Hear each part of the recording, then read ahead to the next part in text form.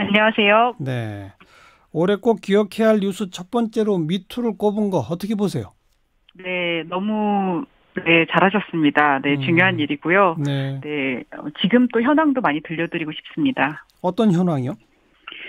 1월부터 이제 많은 뉴스가 나왔는데요. 예, 피해자들이 지금 어떤 하루하루를 보내고 계신지, 예, 그리고 또 우리는 2018년 정리한다고 연말 연시 분위기지만 예, 또 2019년을 어떤 마음으로 맞이하실지 그런 거를 같이 좀 공감하고 생각하면 좋겠다는 생각이 많이 듭니다. 네. 첫 시작이 서지현 검사였는데 지금 재판 진행 중인 상태 맞죠? 네, 맞습니다. 그다음 안희정 전 지사의 경우는 1심에서 무죄 받고 2심 하고 있는 상태. 그렇죠? 예, 그렇습니다. 이윤택 씨만 지금 구속돼 있는 상태고 예, 뭐 예. 고은 시인 이윤택 씨도 2심 진행 네, 중입니다. 어쨌든 구속된 상태에서 1심, 네, 1심 유죄, 지금 2심 진행이고요. 네. 고은 시인이나 이런 분들은 뭐 쌍방 맞고소해서 지금 계속 공방하고 있는 뭐 이런 상황이죠. 예, 예, 그렇습니다. 아, 그런데 그 피해를 고발했던 그 미투의 당사자, 그 피해자분들은 지금 어떤 상황이라고요? 어, 참, 소송이 오래 걸립니다. 네, 그래서 모든 것은 이제 형사 절차는 모두에게 이제 권리니까 진행이 되지만, 네, 피해자들은 사실 지금 생업이라든지 아니면 생계비, 그리고 사회적인 주변인들의 시선이라든지 이런 예, 것들 때문에 하루하루가 사실은 그렇게 쉽지 않고요. 네, 그리고 또 미투로 인한 여러 사회 움직임이 일어났기 때문에 그것에 대한 부담감, 또 책임감, 또 네, 사명감도 많이 있으실 것 같고, 예, 네, 그래서 다른 피해자분들보다는 조금 더, 여러 응원이 필요한 상황이라고 생각이 듭니다. 그렇죠. 미투 운동으로 우리 한국 사회가 조금 좀 달라졌다고 보세요? 아니면 아직 안 달라졌다고 보세요? 네, 저는 사실 많이 달라졌다고 생각이 됩니다. 네. 어떤 이야기들을 많이 듣냐면요. 학교나 직장이라든지 이런 곳에서, 누가 어떤 옛날에는 많이 하던 농담들 있지 않습니까? 네. 뭐, 오늘은 무슨 옷을 입어서 좀 섹시해 보인다라든지 이런 아, 얘기를 한다거나 아니면은 아하. 뭐, 이제 지나가는 듯 하면서 어디를 만진다든지 이런 것들이 지금은 조심하게 되고 예, 그리고 다른 사람들이 너 그거 하면은 안 돼, 지금은 그런 행동하지 마라고 그렇죠. 이야기하게 되고 이런 것들을 예전보다는 훨씬 더 주변에서 많이 하게 되었다. 그거는 미투 예, 덕택이다라는 말씀도 많이 예, 하시거든요. 예. 이전과는 좀 다른 게 일상이 변화하지 않았나 음, 하는 생각이 듭니다. 네. 그게 우리 미투 운동의 가장 큰 성과라고 말할 수 있겠군요. 그죠? 네, 이거는 사실 이제까지는 의무교육, 직장에서 하는 직장 내 성희롱 예방교육, 학교에서 하는 성폭력 예방교육 이런 곳에서 영상도 보고 그 강사의 강의도 듣고 하면서 배웠던 예, 것들이거든요. 근데 예. 그럼에도 불구하고 우리의 몸, 습관, 생각 이런 것들이 사실 달라지기 어려웠습니다. 네. 그런데 이렇게 좀 용기 있는 피해자들에게 직접 보고 또 공감하고 하는 것들이 우리에게 충격적으로 다가왔고 이것이 준 한국 사회의 교육 효과 이런 것들은 저는 비용으로 산출하기 어려울 정도라고 생각이 그렇죠. 됩니다. 그게 이제 가장 큰 성과라면 아쉬운 점은 뭘 꼽으시겠어요? 네, 아쉬운 점은 반대로 우리가 이렇게 멀리서 보면 분명히 다른 사회로 가고 있다고 생각이 되거든요. 네.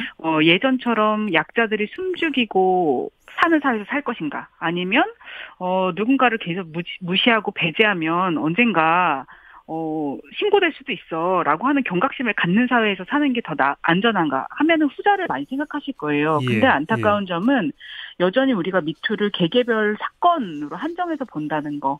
그래서 많은 사람들이 하나하나의 사건을 두고, 이 피해자는 진짜 피해자야. 이 피해자는 가짜 피해자야. 라고 어, 따지고 판단하려고 하고, 또 어떤 사람에 대해서 점수를 매기고, 이렇게 판단자적인 시선으로, 예. 있는 경우도 많이 있지 않나 하는 경우를 보면, 안타까울 때가 많습니다. 그렇군요. 또 일각에서는 미투 때문에 오히려 남성 혐오를 부추기고 또 무고 피해도 속출하고 이래서 남녀 갈등을 부추겼다. 이런 지적도 나오던데 뭐라고 답변하시겠어요? 네, 저는, 호주제 폐지할 때가 많이 생각이 예, 납니다. 예. 호주제는 우리나라가 채택한 문화이자 어떤 법이자 사회 질서이기도 했었는데요. 예. 한 집안에서 남성이 가장이 되고 호주가 될 수 있고 또 할머니보다는 아주 어리지만 손자가 그 예. 집을 계승하고 이러는 문화를 법제화했던 거였거든요. 그렇죠. 그런데 이것을 이제 위헌 소송을 하고 있을 때 많은 유교 사상 같은 것들이 우리 가족과 사회를 지금 지탱하고 있다라고 믿고 계신 많은 분들이 사회가 무너진다고 하셨습니다. 그랬었죠. 네, 그러면서 굉장히 많이 사회가 큰일 나고 위험한 발상이다 이렇게 많이 반대를 하셨거든요. 예. 그렇지만 그 이후로 사회가 어떻게 발전했나 생각하면 가족 같은 영역에 민주주의가 도입이 되고 또 예. 구성원들이 평등하게 살아가는 거, 내 진로를 내가 선택하는 거, 가족에서의 의무보다는 그것을 나누는 거 이런 문화들이 굉장히 많이 변화가 있었지 않습니까? 예. 지금도 누군가 영향을 뺏는 것처럼 보이지만 사실 각자의 권리와 권한 이런 것들이 좀 명확해질 때 사회적인 의식이 생길 때 더 안전망이 공고해진다고 생각이 됩니다. 그렇죠. 그리고 지금 미투 운동 이후에 국회에 뭐 140여 개나 되는 관련 법안이 발의됐다는데 네. 하나도 뭐 제대로 통과된 건 없고 우리 김혜정 부소장 보시기에는 이 법은 좀 빨리 통과돼야 한다. 그 핵심적인 거 하나만 좀 꼽아주신다면요?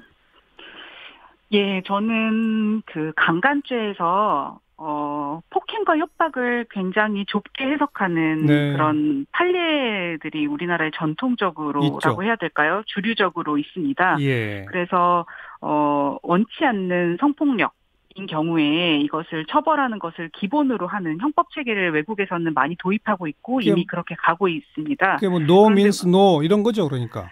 네, 그렇기도 하고 꼭 그런 형태는 아니더라도 예.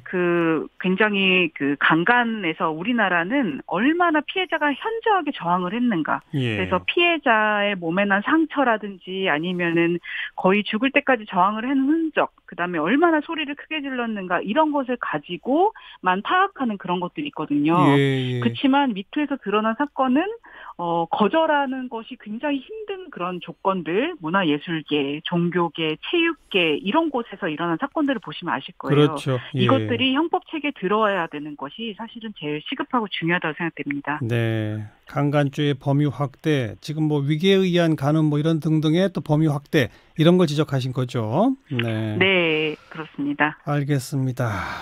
뭐 내년에는 사실 미투 운동이 없는 한 해가 돼도 그런 사회가 되는 게 사실 바람직한데 뭐 당장 그렇게 될 수는 없고 그렇지 않겠습니까? 네, 지금 나온 것들이요. 각 정부 대책들이 많이 나왔는데 각 그 학교나 그리고 뭐 회사나 연구실이든 아니면은 여러 단체들에서 자기의 새로운 문화로 이것들이 소화되는 그런 2019년 되어야 한다고 생각됩니다. 네, 고맙습니다. 예, 고맙습니다. 성폭력 상담소 김혜정 부소장이었습니다.